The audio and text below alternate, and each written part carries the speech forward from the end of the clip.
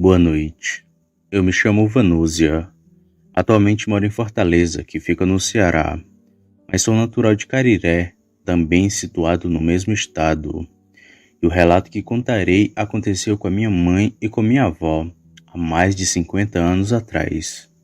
Ela sempre nos contava desse ocorrido, que nos deixava muito apavoradas, principalmente nas noites com lua cheia, já que esse caso ocorreu durante uma.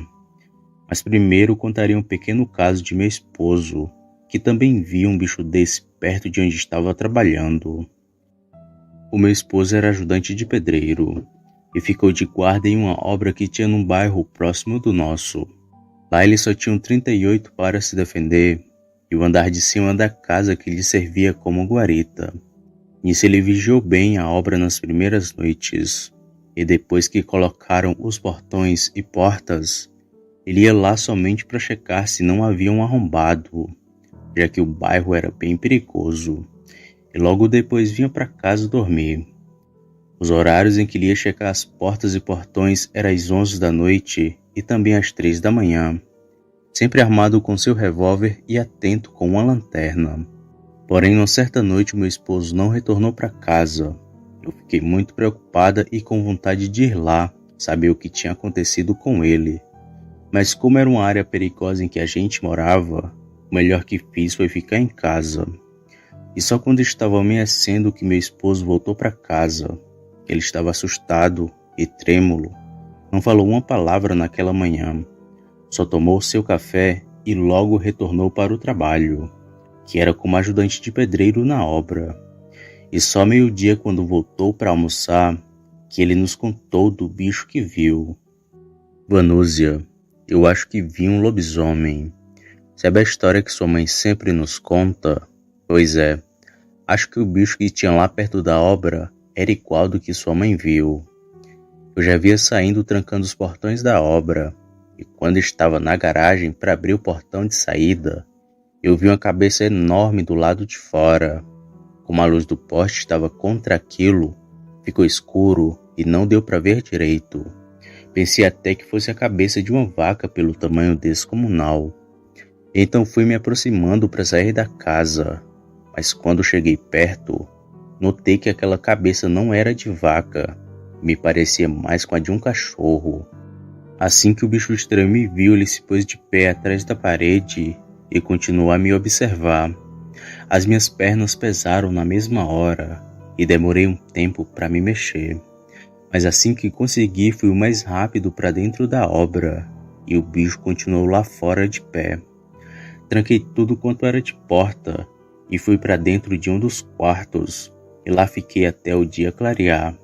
Vanúzia, ele era muito maior do que eu. Disse o meu esposo. Ele não é de mentir e nem de ter medo, mas aquilo fez despertar algo que ele não tinha. Pois depois desse ocorrido, meu marido começou a pagar um amigo seu para ir lá todas as noites com ele. E foi assim até que a obra estivesse terminada. Isso foi em 1998, em Calcaia, outra cidade em que morei e que conheci o Márcio, o meu esposo. A minha mãe, que na época ainda era viva, novamente comentou do seu ocorrido, que passou junto de sua mãe. Ela nos disse: isso aconteceu há mais de 50 anos atrás. Eu só tinha 12 anos, mas já fazia trabalho que adulto faz. Nasci no interior de Cariré, que na época só tinha algumas poucas casas. Próximo da nossa tinha a da minha tia, dos meus avós e de alguns conhecidos. Era uma afastada da outra, e para se chegar na casa de cada um, era uma caminhada boa de 10 ou 20 minutos. E lá não tinha essa de moleza não.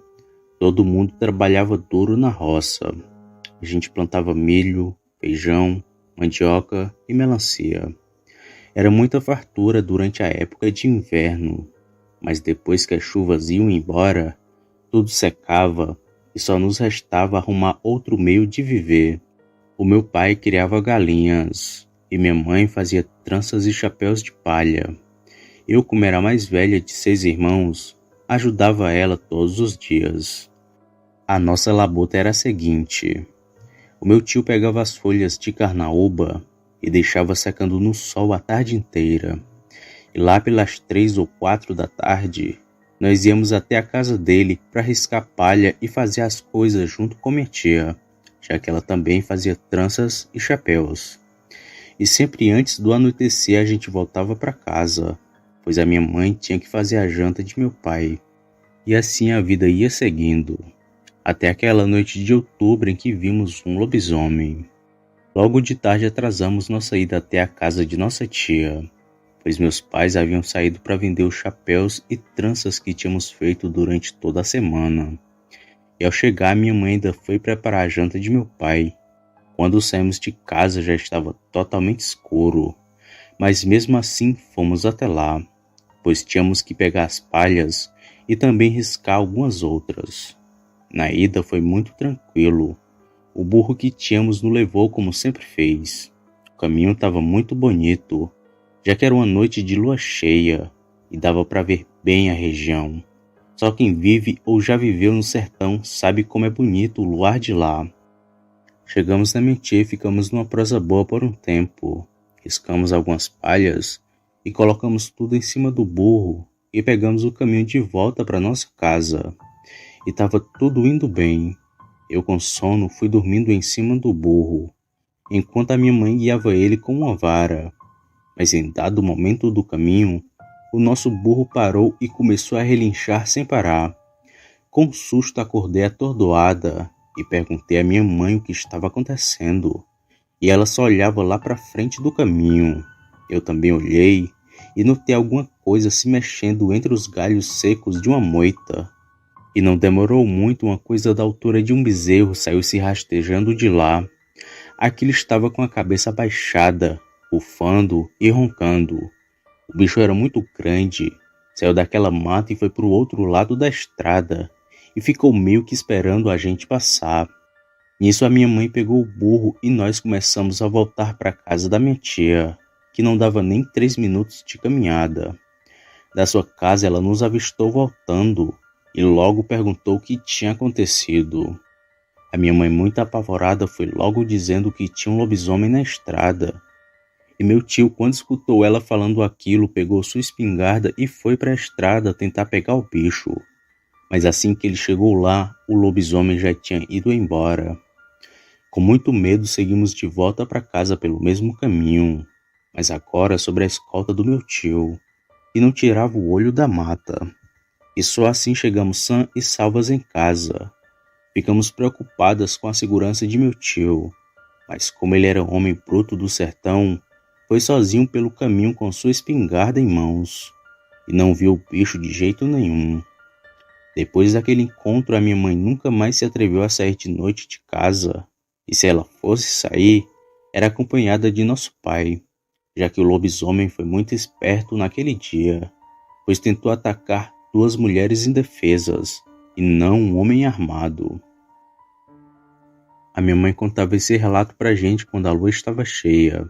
Nos dizia que em hipótese nenhuma uma mulher deve andar sozinha tarde da noite, já que o lobisomem ataca mais as vítimas femininas do que as masculinas, pois segundo ela, eles preferem estar na vantagem do que estar de igual para igual. Digamos que tenham preferências por presas fáceis. Bom, Deus tem a minha mãe que agora está no céu. Eu nunca vi um bicho desse e espero nunca ver na minha vida.